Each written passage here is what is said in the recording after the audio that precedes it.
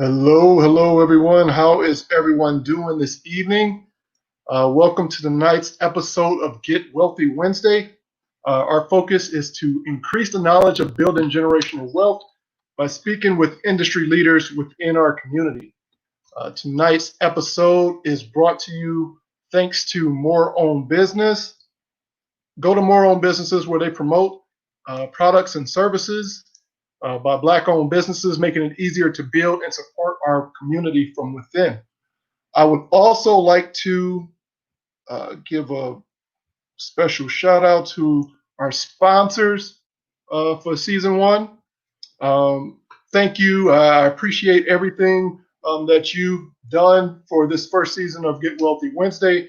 Your support helped this show to continue and grow. And all the sponsors can be found there. All of their businesses can be found on moreownbusinesses.com. All right. We would like to welcome our guests. Hello, Courtney. How are you? Good. How are you? I'm doing great.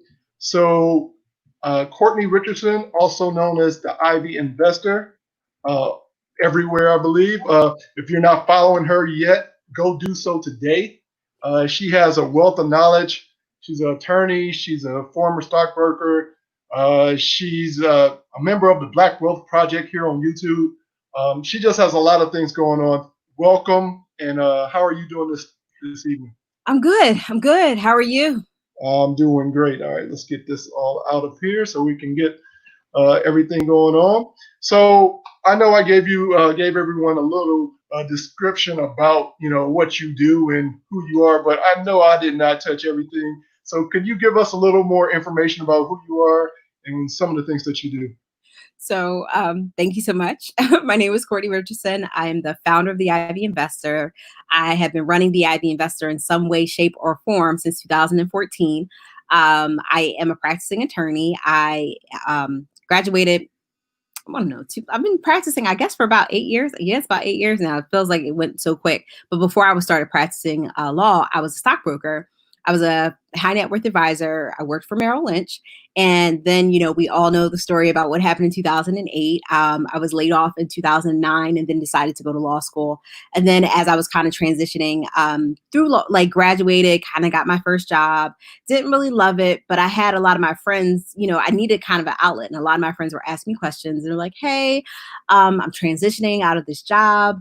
How do I do a rollover? Should I do a rollover? Should I just cash it out? I'm about to have a kid. Do we need to do a 529? What's a 529? So we were having so many different questions. And the conversations that I started to have were, okay, I was like, my friend really has no idea what any of these things are. So before I could even give them advice about what they should do or how they should go about it, they should at least understand what it is. So that's how the Ivy Investor started. Because I was a billing attorney, and I was like, I don't have time to sit and educate you on everything, Right. about investing. I didn't, but I said, you know what? I'll give you this blog, give you like a overview, and then from there we can work from there. And then that's kind of how it started, and then it just blew up from there. Cool. That is wonderful. And so in your practicing law, what exactly is your specialty, or is it? So my day is that I'm a government attorney, more or less. Okay. What I do during the day. Now, I have a certificate in estate planning, so I do a lot of conversations about estate planning. I do. I think that's pretty much what we do a lot. Estate planning. Every so often we talk about entity formation. I have an LLM in taxation, which is the degree above the JD. Okay. See, I knew this was going to be an interesting conversation because I've been following you on like Instagram and all other places. I'm like, where do I start? I was trying to figure out questions to ask. I'm like, I don't know. I might have like 50 questions for you, but I'm we gonna let it go. We gonna let it ride tonight. One of the things that what we do here and what I've been doing for the last actually this has been this is episode 10. Can't believe it already. So episode 10, we've been talking about generational wealth. Some of the things that a lot of us in our community don't really think about. And one of the things that I wanted to touch on is estate planning. Mhm. And I know you mentioned that you work in that field as well. Um, can you give us a little breakdown on about that? Because I think a lot of us don't think about it. You know, some of us think that well, I don't really have any money, so ain't no reason for me to think about it. Why have a will? Why have anything? Because I'm broke and all this other, all those like crazy things that people really don't think about. Can you give us a little insight into, the reasons why we should start thinking about estate planning as it pertains to generational wealth? Oh, that's a good one. I think there is some practical aspects, and then there's generational wealth aspects. So on the practical side, you do have something. Unless you are homeless with nothing to your name, you got something. And even if your something is a broken lamp, somebody's going to want it, and people are going to fight over it. Just know that. And I think that's once people understand, and I also feel like when we talk about estate planning, when we talk about death, we expect everybody to hold hands and sing kumbaya. No, they're probably going to fight because they're grieving. Let's be very honest. They're grieving. They're dealing with that emotion, and then they're also dealing with other stuff. So I share that to say, that's the practical side, is that somebody's going to want your stuff. Just make life really easy for them. So that's the first thing. On the side of generational wealth, especially when it comes to Black people, is that we have wealth that's in a generation, but the problem is that we have problems transferring it to the next generation. Right. By not having a will. We're forced to kind of allow the government to tell our family who's getting what. Right. And that's called intestacy. So when you die with a will, it's called testate, because you're a testator when you write a will, testate. And then if you die without a will, it's which is without in Latin, testate. So those are the two things. And a lot of people are just like, oh, I don't really have anything. But if you have a bank account, it's going to go through your will. So I'm going to talk about stuff goes through your will, and we'll talk about the other stuff. So bank account goes through your will. You got a car, goes through your will. Like goes through, that it's either going to go through your will or the government is going to tell your family who gets it. Right. I don't really trust the government to spend my money. I don't know about you. I'm seeing how they've been giving it away. Not saying that people don't need it, but I just see and it's more so the corporations. I'm looking at them like, y'all gonna give all that money to the corporations though? For real? Right. When we looked at the Tax Cut and Jobs Act in 2017, I was like, so you're gonna cut the corporate tax rate, but my effective tax rate is gonna go up? So we'll just put that there. But we'll park that for a second. But so I say, I see the way the government spends their money. I'm like, I don't want to be like you. We talk about the Joneses. Why don't we look at the U.S. government? We want to talk about somebody spending money that they don't got. Right, exactly. That being said, but each state is actually different. So that's one of the things that a lot of people don't understand, is that when we talk about property, when a friend of mine has property, she was going through buying a property in Detroit. And I was like, all right, cool. Well, that's great. She's like, can you look at the contract? I was like, I can look at it. But one, I don't practice in Detroit. But two, there's certain things that each state has going on with their property that may not be with other states. So I was like, hey, but this is all like a state by state issue. Right. So just kind of keep those things in mind. Also, when we're thinking about generational wealth, is that, and what I've noticed, especially with Black people, is that we moved up from the South at some point. So my family, we got money, we got stuff down the South, and we don't, and it's a big hullabaloo to deal with who's going to take care of it, who's dealing with it. And I'm like, is somebody paying the taxes on it though? So that's the practical. So that's my great grandfather, because my father's grandfather, he had land down in South Carolina, and I'm sitting there looking at everybody like, did you guys what? And he lived to be 90. So he lived to be 90. He lived into the early to mid 90s, but he passed away in California. So because he passed away in California, we had to open an estate. Well, and he lived there for a couple of years. So we had to open an estate in California. So there had to be something open in LA County for him. And then we had to basically transfer those documents to North Carolina, where his property is, in the county where his property was. And it's just like, nobody did it. So here we are 30 plus years later, looking at each other like, who's going to take care of this? So these are the practical reasons why. I mean, even I'm an estate attorney, so you expect my family to have it together. No. I can only account for me and my house. That's it. But again, if what happens with if somebody if the county sheriff sells the property that we have down there, then we lose it. We may be entitled. Some places say that you're entitled to excess proceeds, which is basically over and above what's sold. So say a property sold for $20,000, maybe what was owed was 10, so you have excess proceeds of another 10. Right. So in Pennsylvania, you get those excess proceeds, but you still have to go to petition to get them. So you have that. But there's other states that are like, no, we get everything. See, and that's the issue. I think a lot of us, we don't think about that. We don't put those type of thoughts in our brain. It's some of us have that mentality. I rose from nothing. You got to start from nothing. And it's like, okay, this is not the way it works. We're not supposed to be. Every generation shouldn't be starting at zero or negative. Negative whatever. Because there's going to be problems with, burying and doing everything else. Because if there's no insurance, we actually have insurance on here as well. If you don't have insurance, then that means, we're about to have the GoFundMes and everything else trying to bury you and do everything else. So now, not only do we have this whole generation that has to bury you, but now it's setting us so far back that we can't even, build anything for our future generations. Exactly. You said a whole mouthful, especially when it comes to even just burying somebody. It's like $5,000 to $10,000 to bury someone. But when the average American has less than $1,000 in savings and there's no insurance, how do you think that's going to go? So you're going to go into debt to bury someone, and then you have to deal with. We have to deal with there's two aspects of death. There's the emotional side and there's the business side, but we're so busy dealing with the emotional side that we can't deal with the business side. So you said such a mouthful, especially when it comes to insurance. You're going to die. You need to probably have some money available when you die, because it's not even if you die, it's when you die. And we talk about it. We easily know, like, oh, I have to have a car insurance. Oh, I should have, homeowners insurance.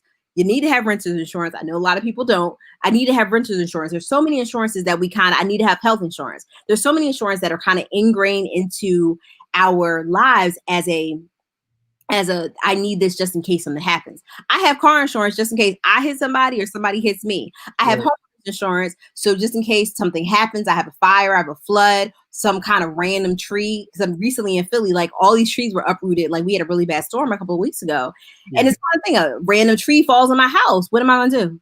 Right. Homeowners insurance. So again, we kind of have these insurances just in case. I have health insurance just in case I get sick. So I have all these things that are available in case of. But death is definite and it's final. So you don't have insurance that's going to take care of some financial obligations when you die, and we know it's coming. Right, exactly. GoFundMe is not an insurance plan. Big facts. I mean, you can get insurance policies. So there's two basic insurance policies that I even talk about at all. Is you have whole life and you have term. And we were talking before the show is that I had to just I recently got a term policy because we are doing a rehab on a house that I own, completely paid off. But now we're doing a rehab and we are taking on, maybe about 60% of the equity in a loan to get some work done on the property. That being said, my mom and I own it as it's called joint tenants rights to survivorship. So basically we own equal 50% of the property, but if something happens to either one of us, the other one gets the property. So if something happens to my mom, we don't want that to happen. Something happens to my mom, the property comes to me. Something happens to me, the property goes to her. But I'm the only person that's financing the house, so it's only my debt. She's not financially responsible for it. But she has to acknowledge it. But if something happens to me, she's going to have this debt on there. So we needed to make sure that I had a term policy that basically covers the obligation, the loan obligation. So we have a 30-year mortgage. So I have a 30-year term policy. We'll pay it off before then, but we have it for the time necessary. So if something happens to her, we're fine. She has her own insurance policies, but as it pertains to this house, we have a term policy because it's a limited amount of time. I have a couple of whole policies. And whole means for your whole life. reason why I have them is that in Pennsylvania, a lot of people don't know this. A couple other states have it. They have inheritance tax. So anything that I have at death that gets transferred to someone in my family or otherwise, my family or my next door neighbor, they have to pay tax on it unless it's my spouse. So if it goes to my kids, it's 4.5%. If it goes to my siblings, I'm an only child though, 12%. If it goes to anybody else, my cousin or Roscoe down the street, it's 15%. But again, so if you have to pay that, so you have to prepare for those things. So that's kind of part of the generational wealth. Is like, hey, I'm preparing for my child or my children or my grandchildren to make sure that they have at least the ability to cover their assets or their obligations upon my death or my demise. So that's part of it. So we're really got to think it through. And I think we were talking about it, like how many people think about it that way. And I think, again, we get so upset about death. I mean, that we just don't kind of prepare for it. Like, I don't know when, I don't know the time, I don't know the hour, I don't know anything about that. But what I can tell you is that it is going to happen. And I'd like to put myself in the best position possible. I have kind of, sort of my stuff together, kind of, sort of. I mean, in terms of policies, like I have a couple of whole life policies. I do have them together. Like, hey, I gave my dad what's called a financial inventory. And he's like, why are you giving this to me? I said, if something happens to me, you guys need to know where stuff is. He looked at me and was like, why are you giving this to me? He said it again. Why are you giving this to me? And I said, again, that's being responsible. Part of generational wealth is, having something to transfer. But the other part of it is not losing it in the process. I don't know where stuff is. And we have a culture that we don't share a lot. That's none of your business. It's not grown folks' business. And it's like, chill. People are unscrupulous, but who's unscrupulous and not, Granny. So I share that with people is that, we have to be able to protect our assets. Like my grandmother, she's been living in her house since 1958. And she needs to update her kitchen. So if something happens to her, whether, we have to sell the house quickly in terms of, putting her into a home, she's 91. She's fine now, but, she's 91. If we have to put her in a home, if she passes away, something like that. I mean, she has insurances, she has coverage across the board. But the bigger issue is that we have to maintain the assets we have too. Exactly. So it's not just, it's inventorying. It's kind of like knowing what you have. It's protecting. And then it's also transferring. So it's a big obligation. And then the thing that makes me so frustrated and I get really sad about it is that keeping it funky, we're already coming to the table 400 years behind. Exactly. So, it's not that, and we're not going to, and let's be very honest, we're not catching up. Unless they give reparations, thank you. Because that's still going to have to come with a whole bunch of education because, we've seen it, maybe on like Chappelle or something like you give us the money and we give it right back, that type of thing. Like, wait a minute. We're like, but it's like a revolving door. No, hold it. But I agree. So we do need financial education. We do need but the thing is that, and I was telling people were asking me, why don't you go back into selling? And going back, what I mean by going into selling, I mean, going back to sell, being a financial advisor. When you're a financial advisor, you kind of basically have like a zip on your mouth about what you can say.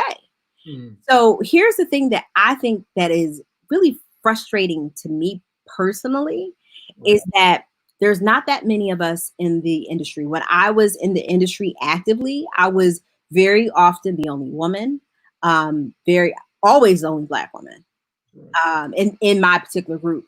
But I was sometimes the only woman, sometimes the only Black person. It just depended.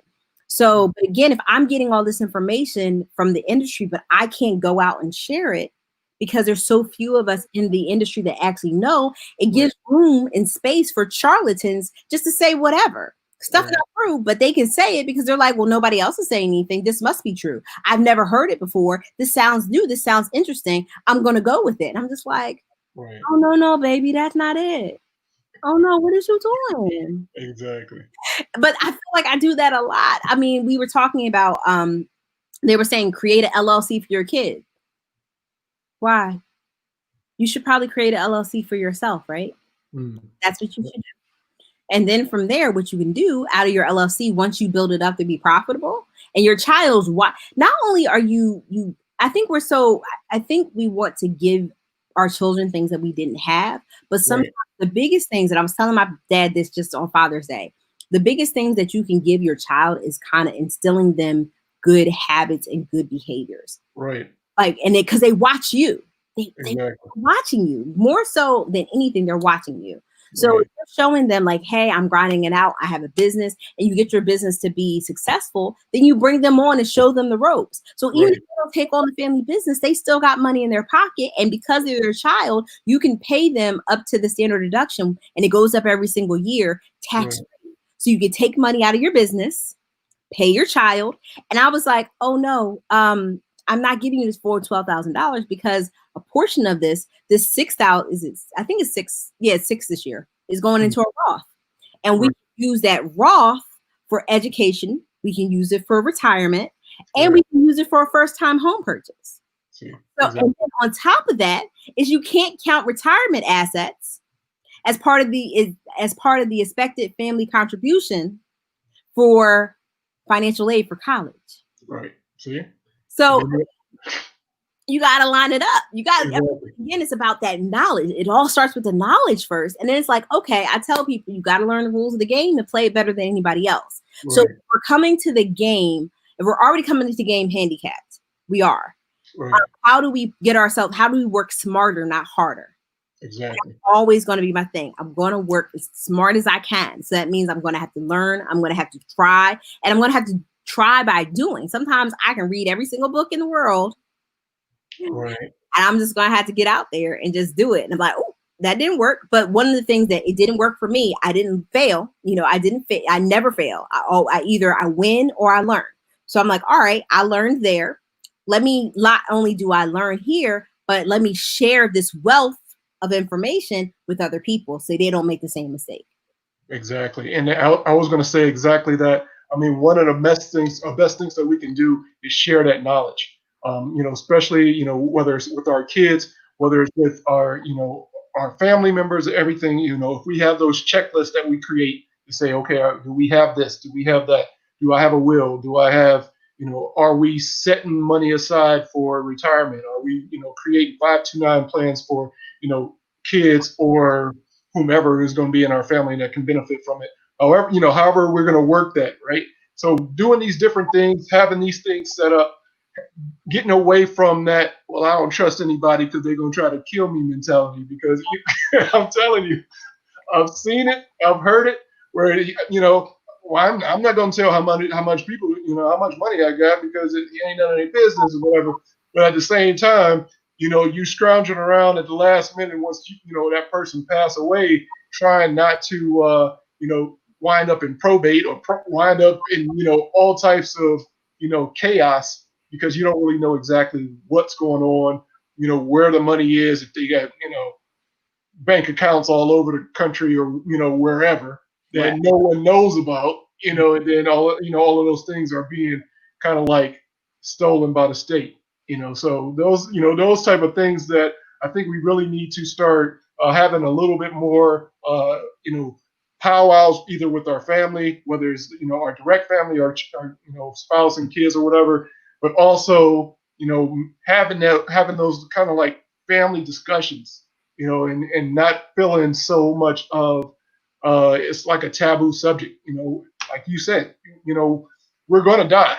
It's just a matter of when, and we're going to need to have that knowledge or have that, that information to say, okay, look, if Uncle Joe passes, what's going to happen? Are we going to sit here, especially if they're up in years, right? And it's like, okay, look, well, it goes for every year. It doesn't matter if you're 30, 32, or 82, right? But at the same time, the ones that are 82, you definitely want to start transitioning and start making things, relative to everyone, where that information is relative to everyone, so that, when it does happen, everyone's not kind of like scratching their head trying to figure out exactly what's the next steps. Right. So Kimberly had a really good point. She said she has an external hard drive with her financial inventory. Yes, that is great. And she said she told her family she dies before them, go there, and then it has a copy of her will. So here's the thing. Let me share this. Now in Pennsylvania, it has to be the original copy. They have to be able to feel the ink. Yeah. So, but each state is different because this is a state by state thing. So I always tell people have it in a fireproof safe, your originals. And I do a couple, when I do will signings, I do about a couple of, I do maybe about 4. So I actually keep one just in case something goes terribly wrong. I have a copy. They have what's called available. It's like a safe that you can keep off your premises as an attorney. Right. And Marisol shared that she was told to sign the original in blue ink. Yes. So signing it in colored ink ensures that it's actually the original signature. So that black ink can be anything, right? Black ink can be but so they don't have to go and feel it. They're like, oh, that's blue ink. That's definitely blue ink. We're good. So those are the things. And so a lot of people, I tell people all the time, everybody likes to DIY. We are very much a DIY society. But here's the thing. Estate planning is not DIY because there's so many things that that can happen in that process that you don't know about. Like, for example, I was having a conversation with a friend of mine and she was like, yeah, I don't have anything. I don't know what my family's going to do. And I said, you don't have anything? Now she worked at a Fortune 500 company and she was really high up. And I was like, you don't have anything? She's like, no, I don't have a house. The car is leased. And I was like, you have a bank account though? Yeah. And she was like, of course I do. I said, that's an asset. And she said, oh, you're right. And then she said something. I said, you have a retirement plan, right? She's like, yeah. And I said, that's an asset. And I said, but here's the thing, your bank account will go through what we consider probate. So that's kind of the court kind of go through like the process of distributing your assets. But retirement accounts, a lot of stock accounts, most stock accounts are going to go outside of probate. And they're called non-probate assets. So their non-probate assets are going to be assets that are distributed by function of the account. So payable upon death, beneficiary accounts, so insurance policies, retirement, and then by function of law. Like I said earlier, joint tenants with rights to survivorship, like my mom has. Right. Me and my mom have that property in. If something happens to one of us, it doesn't matter what the court does, says, whatever, with one of us passes away, then it directly goes to the other one. That's it. Now, when something happens to the second to die, then that's going to go through probate unless there's another conveyance that was done. So Marisol asked a really good question. She said, when do I advise people to update their will? I advise major life events, birth, death, divorce. But I also tell people to revisit their financial inventory around tax time every single year. Right. Kind of updated because stuff changes. But when else are you thinking about your money more so than at tax time? So it's like once you're all in there, you're like, okay, well, let me figure out, because now it's like, let me figure out what I owe Uncle Sam. I've gotten really good. So I had to start doing quarterly payments. Not a fan of that. But it's not like, what do I owe Uncle Sam? It's like kind of like, I probably shouldn't owe Uncle Sam anything, but let me put some money in retirement just in case. Exactly. I actually, and I tell people when it comes to taxes, start running your numbers in like October, November. And the reason why I do October and November is for this reason. It's a habit. When I was doing high net worth advising, when I worked for Merrill, my average account was about $3 million. That's kind of like where we were working at. Right. But I share that to say we would do what's called tax loss harvesting. So you're basically saying, okay, I have a loss. I'm basically harvesting my loss. I like if I have Exxon, I was like, I really bang with Exxon, love Exxon, but Exxon actually took a loss this year that I want to basically take advantage of because I want to offset some gains. Right. Cool. So we're going to sell Exxon and we put the money from Exxon in an oil and gas ETF. So we're maintaining the integrity of the portfolio. So the portfolio is basically, this aspect of the portfolio is still in oil and gas, but instead of being in Exxon directly, we're in an ETF. So we're maintaining what the portfolio looks like. Then after 30 days has passed, which is we're getting rid of, it's called the wash rule. The IRS is like, oh, you can sell something today and get back into it tomorrow. We're not going to allow you to take that loss. So no, you got to wait 30 days. So that's the wash rule. So we do it in October, sell it, keep it out. And so at beginning of December, end of November, once we hit that time period, then we end up going back into Exxon. we're able to take the loss, great, and then we're able to move on. But I say, if you do that planning in October, you're like, oh, I may owe, or I really should make a contribution before December 31st to my retirement account as a business owner, because that's going to offset some of my tax liability, or I may need to make an extra payment, or whatever the case may be. But I tell people, especially with taxes should not be a surprise. It shouldn't be like, ooh, April 13th, April 14th. Let me go ahead and get these numbers together. no, you know what's going on before it happens. And if not, get it together. Do it this year. We're not doing anything.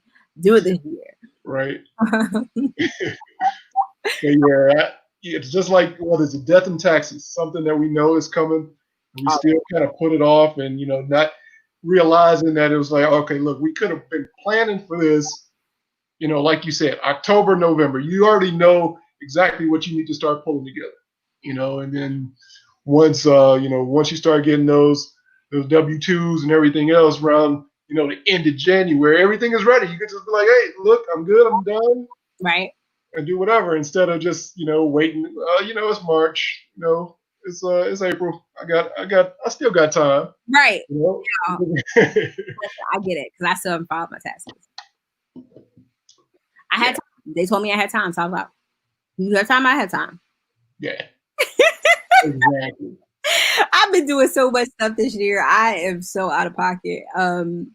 Property taxes in Philadelphia are due, I believe, March 31st, before like the additions happen. Right. But they extended the tax deadline. I was like, y'all going to extend the tax deadline? So I'm going to extend this money in my account until you ask for it. Yeah, exactly. You don't need to pay it out now. Now you do have some people who pay quarterly and everything else, so you do those type of things. But at the same time, if it's more of a let me keep this money as long as I can, instead of just kind of like shelling it out. Like, you don't need it. You print it every day. So what's Well, this is for my property taxes. This is not even by like my IRS taxes. Right. I'm like, listen, let me write you this check so you leave me alone. Exactly. But really, like, our property taxes due March 31st. I was just like, well, I'm gonna keep this money. I may pay it. Right. When I like it. I mean, until you ask for it. So you're like, hey, we're charging interest now. But well, let me write you this check then. Yeah, exactly, right? Oh yeah, property tax is totally something different. Ours is a little bit different down here in VA, but it's about the same, Okay. You're a Commonwealth. Virginia's a Commonwealth, right? Commonwealth, yep. I don't really know the difference. I mean, I'm an attorney. I have no idea between the Commonwealth and not. I don't know. I know this is a Commonwealth. I think Kentucky's a Commonwealth. Virginia's a Commonwealth. Massachusetts is the fourth one. Yeah. I think that's all of us. Yeah, it's only four of us. And it's VA, PA, MA, and Kentucky.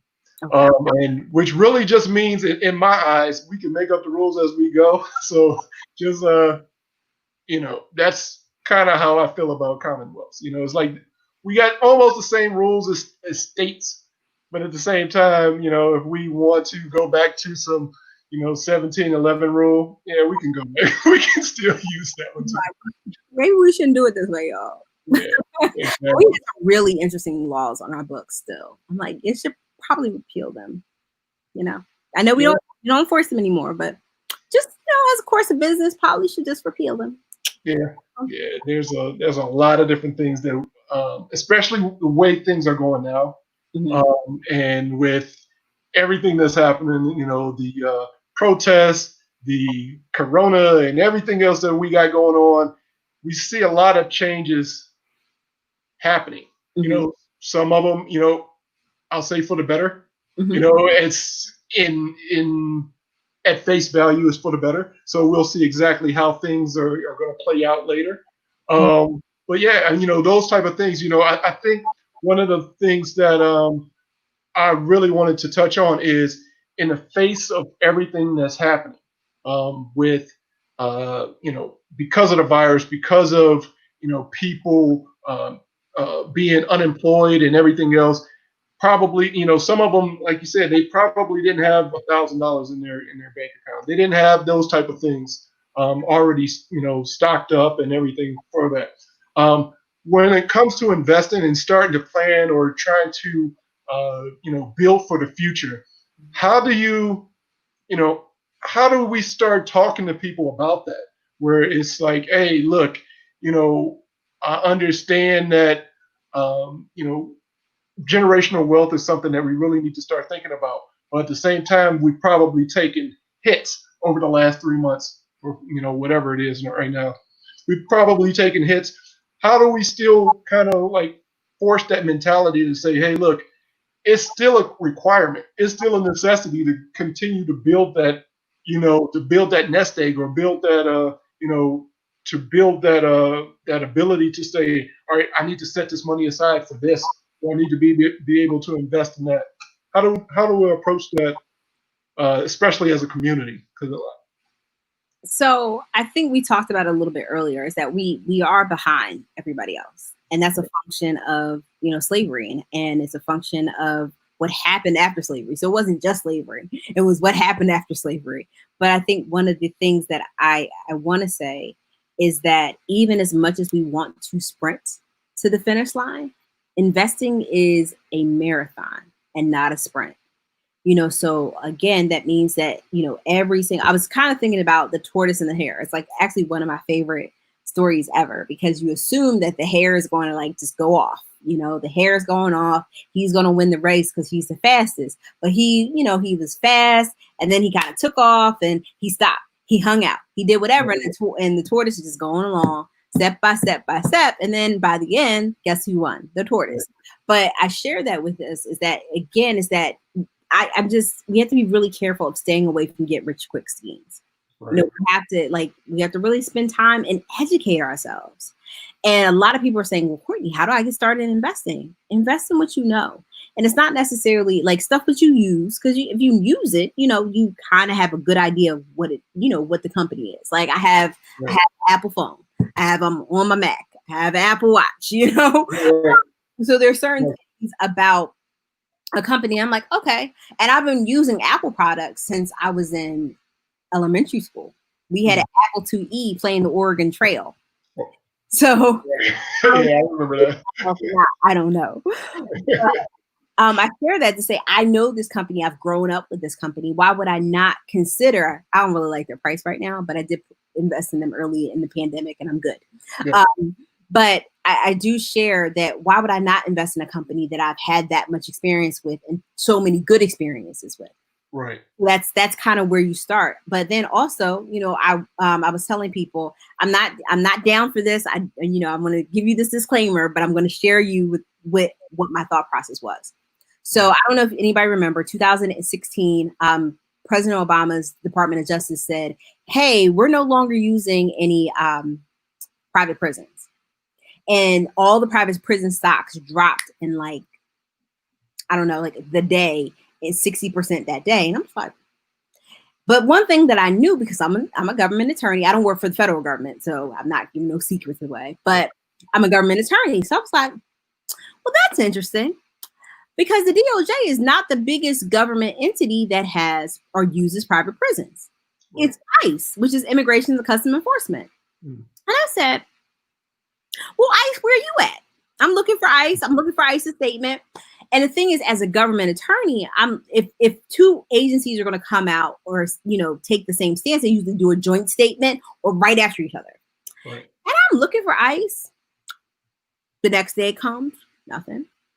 Next week come, I'm like, So like 2 weeks later, and this is like two weeks later, they come out with we're not doing anything. We're staying the course. Right. I thought that was it's an artificial drop. People got excited, got upset, and ran because they don't understand how these companies are set up, who their major contributor is. I said, okay. So I said it to my mom. So I run my mom's retirement. I said, listen, I'm not with this, mommy. I think this is really messed up, but I see this opportunity. Do you mind if I get in? We're not going to stay in long. I'm going to get in, get out. And I said, but I don't know when they're going to figure it out, because basically the market had to figure it out that they got it wrong. Right. I didn't know when they were going to do it. So I was like, all right. So I couldn't do an option, because normally I would do an option on that. So basically I had the option. I can, go with it up, whatever, and we're good. But I was like, I don't know what they're going to do. So she said, listen, just as long as you get in, get my money and get out, because I'm not with it. And I was like, all right, cool. So ends up, so that was August of 16. We got in maybe I think October or September of 16. Because I honestly went back and forth about, I'm like, I'm really cool with this. But, and then we ended up getting out in February of 18. But the day that President Trump was elected, it went up $7 a share. So again, you know, we more than doubled our money. We got out. Thought, see you later. But again, it's about understanding, investing in what you know. Because I knew those things kind of intrinsically. I was like, this doesn't make any sense. Let me look into it some more. And I did. And it was exactly what I thought. So one of the things is that I love about being Black and being around Black people is that we can tell BS. Right. We really can. And my grandmother used to say, I can look through water and see dry land. Y'all better credit my grandmother for it, y'all. If I hear it on the streets, I'm like, I know my grandmother said that. But I say that to say we can see the trend before it happens. Matter of fact, we set the trend. So why not invest in the trend that you're setting? One of the things that I invested in, and I mean, I feel like, I don't know. I mean, I invested in with Netflix. It was Netflix. It was like 2014, 2015, somewhere around then. Because everybody was talking about what? Netflix and chill. Right. Netflix and chill. I didn't have a Netflix account, but every time I turned around, somebody was talking about Netflix and chill. I was like, everyone? I was like, let me look up this company. And I think it was like $100 a share. I was like, Netflix? Now I'm looking at Netflix like, Netflix, but I saw that it was an opportunity because, again, we like to be entertained. We like, and we're starting to get, it's basically an extension of the microwave mentality that we have. I want to see a movie. I want to see a movie now. Right. Okay. You didn't want to go to, you're not going to Redbox. You're not going to Blockbuster. You turn on your computer, turn on your TV. You can watch Netflix, whatever you want. Exactly. And then now that we had the pandemic, you can't go to the movies. So what are you going to do? Watch it on Netflix. So again, it's kind of those opportunities of, you don't have to know everything. Right. You just don't. But as long as you're consistent. So I tell people what's called dollar cost average. So dollar cost averaging is you invest the same amount of money on a regular time period or regular time basis. So if I get paid every 2 weeks, I put $50 aside, and that's what I use to invest in the market. So one day I may get 2 shares, maybe I may get 1 share, I may get 10 on another day, but I'm building my wealth. And as long as I'm consistent, that's going to make the difference. But a lot of people are like, I'm going to invest $5,000 today. Okay. And then and then next thing I know, they're like, I'm taking 3,000 out. Okay. Right. But remember the tortoise and the hare, you know? So, you know, I had somebody who says, I'm going to put in $500 every single month for 10 months. Or I have somebody who's going to say, I'm going to put in 5,000 now. And then, you know, 10 months from now, they have to take 3,000 out. So who's up? Right. The person with $5,000 who's been contributing 500 every single month for the last 10 months. Right. And I think that's one of the things that, like you mentioned before, that a lot of people think is like a get rich quick scheme type of thing, or, you know, they're not looking at the longevity of investing in stocks, right? I think Warren Buffett's is more of you getting a piece of that company, right? And a lot of people are not thinking about exactly what they're getting into. It's just like, okay, look, I'm probably not really, savvy around when it comes to stocks. And it's like, okay, well, I'm gonna try to get in today and probably, first off rip, become a day trader. Mm-hmm. And like, wait, what? How you gonna be a day trader? And you ain't you need to learn the basics first. Mm-hmm. Know exactly what you're doing before you start trying to be a day trader. Right. And now we have a lot of different things out there, a lot of apps where you're gonna have those Robin Hoods, stashing and things. I think that's a great way for people to start getting involved in stocks. And at the same time, kind of understanding a little bit about it. I know a lot of people are not big fans of fractional shares, but I would, I kind of, I tell people about it. Like, if you can't afford the entire stock, go for it. Go for a fractional share, at least, especially if something is paying a dividend or whatever, right? So you can have that money that's building on top of money. And the only reason I say that because I'm very, I'm big into Bitcoin as well. So some of the, the crypto stuff where it's the same type of mentality of saying, okay, well, maybe I can afford a $9,000 Bitcoin, maybe I can get a fractional share of a Bitcoin and then still make money off of that. So I think there's a lot of different ways for people to start assessing the stock market and trying to get in it. But I think it all boils down to trying to reach out to someone like yourself that has that knowledge that says, okay, this is there's no need to be afraid of it. Because I think a lot of us is like, look, I ain't putting my money in there. The first thing you hear, it dropped yesterday. Long game. It's a long game. Please, people, it's a long game. It's those type of things. It's like having stock in like BP or something like that, where it's not going anywhere. Some of these stocks are it might go up or down, here and there for a couple of days or a couple of months, whatever. But at the same time, long game. It's been around for 100 years, whatever, right? I'm like, well, and there's times that I'm teaching a stocks 101 class, like a month-long class right now. And one of the things I'm talking to my students about, one of my big things is that I'm like, hey guys, there's times that you have to leave a company alone. And I tell people that all the time. It's like a bad relationship. You're like, you know what? We gotta part ways, boo. It's not you. And I did that with GE. So I purchased GE 2007, 2008, somewhere around then. Rocking with them, or maybe it was 2009. It was somewhere back then. But rocking with them for a while. And then I started noticing that I saw a headline. I wasn't paying attention because unless I am doing options, I'm not paying attention to the market. Just keep this. People were like, Courtney, did you know the market did blah blah blah? I was like, you don't know? And I'm like, I wasn't trading options today. I said, I think I saw an indicator that the market was sideways, so I was not in there. Unless I know, I'm not in there because I don't like money. But I share that with you is that GE, there was a headline that said GE posted like a really large loss. And I was like, okay, GE, that's not good because I only have you. I mean, I mess with you because you bring good things to life, but I have you because of your dividend. So you should be cutting. In my head, I'm like, you should be cutting your dividends. If you posted a loss, that means you don't have profits. Dividends are profits and earnings. Cool. So if your profits and earnings go down, then what should go down to? Dividends. And then their dividend didn't go down at all. And I was like, I'm gonna have to leave y'all alone. Because GE was a very big dividend company for a lot of pension funds and all this other stuff. So they had a vested interest in paying a dividend, even if they couldn't afford it. And I was like, who doesn't have invested interest in you guys paying a dividend and you can't afford it? Me. Because if you don't got it, you don't got it. And it ain't tricking if you got it. But if you ain't, So I say that to say I had to leave them alone. I had to really get out. And thankfully I did because I got it out and then it dropped when they finally declared that their dividend was going to go down. Then guess what happened? So did the stock price. Because everybody's thinking about, well, your dividends go down, then what's going on with your profits and earnings? Right. They've been told you, boo, that they didn't have the profits and earnings. You just weren't paying attention. Right. So all right.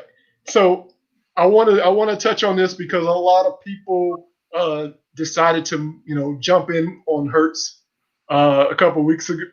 Yeah. They decided to jump in on Hertz. I know, especially with the put options, right?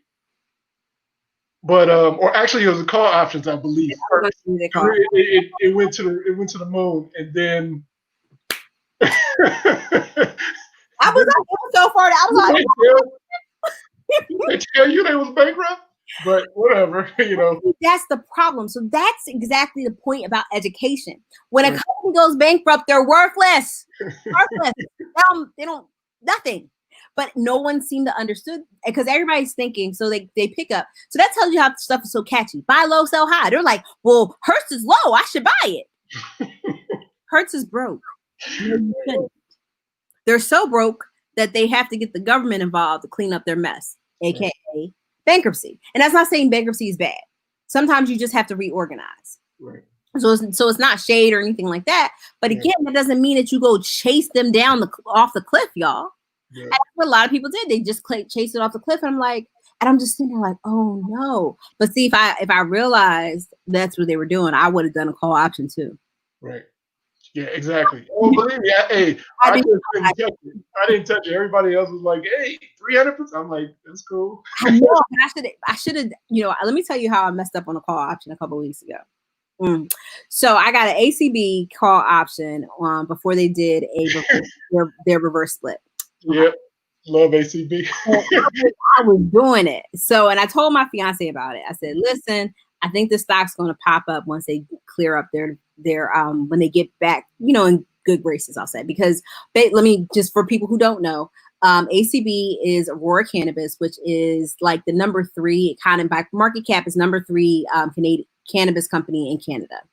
So basically it's the number 3 cannabis company in the world because Canada is the only place that's actually open for business. So just put this in perspective. Right. So they had some interesting, what just happened? Oh, okay, we're back. Okay, they had some really interesting, I forgot, was it one of their C-suite, something in your C-suite was doing something they had no business doing. What I don't remember. So their stock took a really large hit. Okay, fine. So, but it went and then when the cannabis companies kind of weren't doing that well because everybody was kind of like, well, what y'all doing over there? We see that Canada's open, and then they kind of opened their second phase of like availability. So they first started basically like with the leaf, the plant, but then in seeds, and then they moved on to edibles in their second phase. So they're like, okay, but we're still not really seeing the growth we expected. But Canada only got 3 people, y'all. What you expecting? 3 people only taking but so much weed. Now they're doing well, but I think everybody's expecting US numbers up in Canada, but it's just not happening, especially with no one traveling through COVID. You're just not going to get it. But anyway, ACB dropped below $1 a share. They are traded on the New York Stock Exchange. Right. New York Stock Exchange, part of it is a privilege of being traded there. One of the responsibilities of a company that's traded there is they have to remain above $1 a share to remain listed on the New York Stock Exchange. Right. But if you get kicked off the New York Stock Exchange, it's pretty much like death for your company. So just know. So, so to put that in perspective, they did a reverse split to basically elevate their company. So it's kind of like, if you ever think about like cookies, when I make cookies for the kids, I make them in little balls. But sometimes somebody wants to be special and they want to have 3 balls and make it into 1 cookie. That's basically what the reverse split is. Right. They were 3 balls made into 1 cookie. But in this particular instance, I think it was 12-1. So 12 balls into 1 cookie. That was our reverse split. So it elevated the price. But that same weekend, I don't remember what happened in cannabis world, but it shot up. So I did $40 in options on ACB. Mm.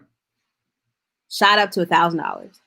But not understanding the whole split process, I wasn't in the money in my option, but my option was killing it on the market. So it hopped up to $1,000. So my fiance is like, what are you going to do? You want to get out? I was like, no, I can really make money on this, but I didn't calculate the split issue. And he put in, I think, $20 and walked away with like $180. And I was looking at, he was like, I didn't even know what I was doing. I was just listening to you. And I was like, okay. And he's like, well, do it again. Listen, you got to know what you're doing. Like, I knew I was going to ACB, but had I knew I was doing the whole time, I would have taken my $1,000 and left. But I didn't. So I ended up, my option expired worthless. But that's my story. I had to share that with people. Yeah. Even the people that know what they're doing sometimes don't know what they're doing. And that's me. That was me. So I did end up making money. I did. I think I put in 40 and I think I walked away with 60. So it wasn't, I didn't lose money. Right. The opportunity was ripe and I did not seize it. Exactly. And you know how it is, especially when it's all the way up here and like, look, it can still go higher. I'm like, instead of just walking away. But I thought I was in the money. I really thought I had it in the money and I thought I was going to but I wasn't in the money based on all the numbers. And I was like, darn it. So had I run the numbers properly, I would have known I wasn't in the money based on the reverse split, and I would have just taken my $1,000 and went home. Yeah, exactly. Yeah, no, you know what? I saw that that notice. It said, hey, you got till like Monday, and it's gonna be 12-1, and I missed that notice. Otherwise, I would have Wanted to. I would have jumped on some more. But yeah, it's some like you said, some days you got so much stuff going on. I don't have time to be looking at every little alert and Mhm. every little thing on every stock or something that you're investing in. Sometimes, I mean, sometimes when you go back and look, like, oh yeah, I could have came up on this one, but And I was thinking that too with Juneteenth, because a lot of people were like really getting excited about just shopping black, and like other people were getting excited. I was like, this is telling me something, and I couldn't place in my head. I was like, I could have invested in Radio One and got my money and rolled out. right, There was a lot of places where there were opportunities. So there's always an opportunity in the market. This market has gotten quite crazy, but there's always opportunities in the market. I share right, that with people all the time. right. So what is one avenue that people should start to look into, whether it's going to be getting involved in the stock market, the knowledge part, is it just taking a class? I know you have a month-long class going on now, right? Mhm. um when is the next one coming up? So I have a stocks 101 on demand that you can basically take at your leisure, but I have like a interactive class that's going on right now. Okay. My favorite book is One Up on Wall Street, which is by Peter Lynch. It's relatively quick read. I would pretty much start there because it's pretty much, he says the same thing I talk about. Like, hey, go pay attention to stuff, because stuff that's under your nose, you may like, hey, I'm really interested in this. Like you start seeing a certain type of company keep popping up. You're like, why are you popping up? What's going on? What should I know about you? And then you start researching them. You visit the company, you eat their food, and you're like, this food is excellent, or whatever it may be. And you're like, the service is excellent. And then you invest in them, and you're like, 10 years later, you're like, hey, I was really right about the company that I did that research on, and I started seeing pop up everywhere. Right. So Like, it's that. Mhm. oh, no, I was gonna say, like, some of the people that like, as soon as this corona hit, they jumped on Zoom. They jumped on Zoom, because yeah, it's right under your nose. Literally, you're gonna be using it all the time for people that's working from home and doing whatever. But they also, you also needed to look about Microsoft Teams. Looking at Microsoft stock as well, because a lot of people are doing a lot the same thing. Whether it's going to be on Zoom, whether it's going to be on WebEx, or any of those techie stocks. Those type of things that you're really going to start looking at. Just saying, if you understand that a lot of stuff is starting to go into AI, or that, I'm a tech guy too, so I'm just I'm all in that. So if I'm leaning too much into tech, you understand why. It's just like, all right, you see what's going on. This machine learning, this AI, this facial recognition, all this stuff is going on. Data center REITs. So a lot of people are like, oh, I'm using my technology a lot more. Oh, are you? So they're going to have to house it somewhere. Data center REITs, which are real estate investment trusts. Look them up. Right. 5G. I mean, I know we had the whole 5G conspiracy earlier this year. Okay. But I think that's also a conversation to have, because 5G is coming. And as a government attorney, I was looking at it was in front of the Ninth Circuit, maybe in February, about how much a municipality or a town can charge a data provider for putting up small cells. And the FTC, no, not FTC, who was it? Might have been the FTC. It was one of them. They're all blend together to me. One of the government agencies said you have to cap it at 270. And so again, if you're capped at 270, how many small cells do you think that these companies are going to put up? Right. A whole bunch. But if it's not capped at 270, something closer to 500, I think it's going to be proportionally reduced. But they're saying, well, we need more small cells because the 5G waves are so short, is that you need more kind of points. Right. So we're having those conversations. So I was listening to the Ninth Circuit argument about, does the I think it's the FTC, do they have the ability to regulate private commerce that way? Between two parties, because they're putting on like light poles, and it's indiscriminate where they put it. So if I have my courthouse, my beautiful courthouse, and I have these beautiful decorative old 1895 lights, and then here you come with your 5G power, what do you think is going to happen? You messing up my stuff. Right. Exactly. They're paying, and they're not even compensating me as a municipality for getting my stuff messed up. So wait, Right. what part of the game is that? So that is a big thing that was in front of them. I don't know how it was decided, but that's going to determine how 5G is proliferated, at least in the Ninth Circuit, if not all over the country while we're looking at it. Right. So I have a 5G class. I have to redo it, so I'm gonna clean it up a little bit. But I talked about that because it's just a really interesting thing, and technology is it. And we were talking about defensive versus cyclical industries.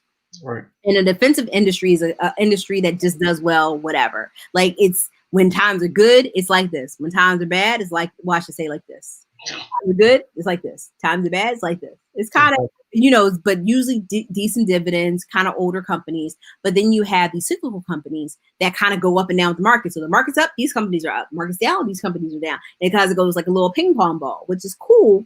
But those types of I should say cyclical stocks are going to be banks. They're going to be, they had telecom as a cyclical stock. I don't think telecom is cyclical anymore. We're so reliant on it. I think it's going to be a defensive, like, doesn't matter what's going on. I still got my phone. I still going to need my phone, Exactly. But 10 years ago, it was a completely different idea. Not everybody needed a phone. Now everybody has a cell phone. Right. Everybody, kids, mamas, grandmamas, everybody has a cell phone. Mm-hmm. And it's utility now. So utilities used to are considered defensive. I think telecom is too, or should be. Right. Exactly. So yeah, I mean, I'm all for it.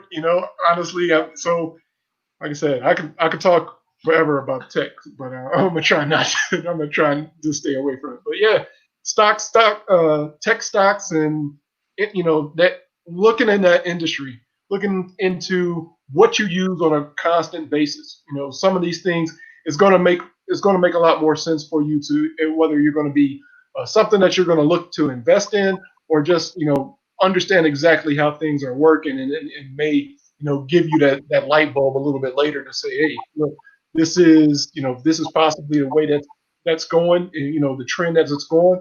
Like I said, there's going to be a lot of things that we're seeing, whether it's going to be 5G, a lot of the cell services and everything else that everyone is completely reliant upon.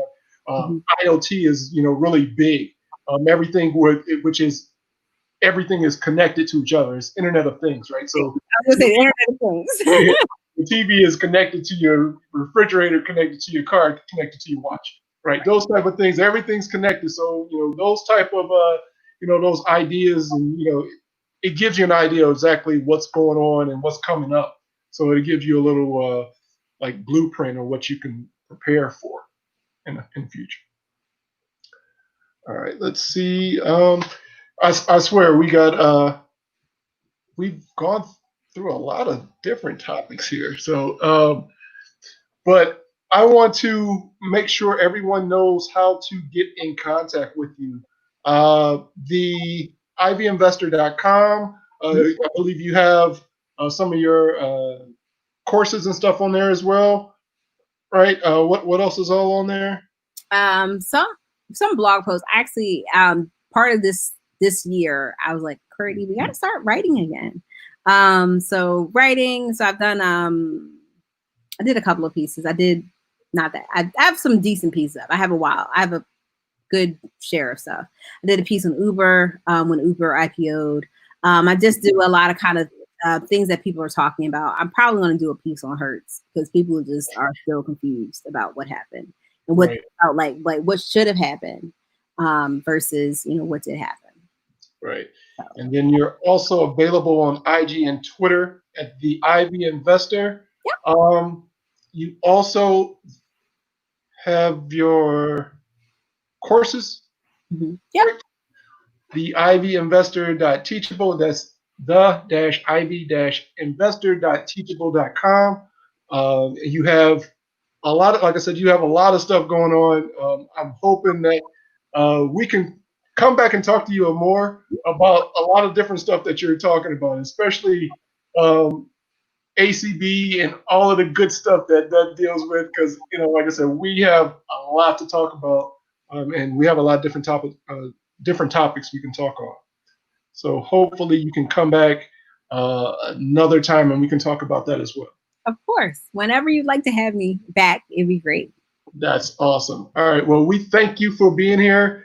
We thank you for teaching us all about estate planning, stocks, all the good stuff that you've been doing over, everywhere. You just got so much stuff going on. So make sure you follow her on IG and Twitter. And I want to also thank everyone. I want to put this slide back up again for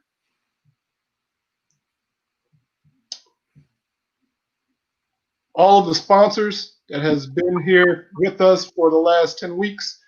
Thank you. We could not have done this without you.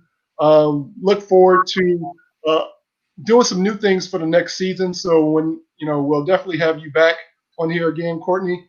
And if you enjoyed this broadcast, make sure you support the show. You can go to Cash App, Cash More Owned. Everything is scrolling across the bottom. Or if you are a crypto person, you can donate on crypto at fredbrandon.info. Thank you once again, and we appreciate just you being here with us this evening. Thank you for having me. I really appreciate it. We had a great conversation. All right, thanks. Thank you. All right, we will see you soon. All right. Thanks, everyone.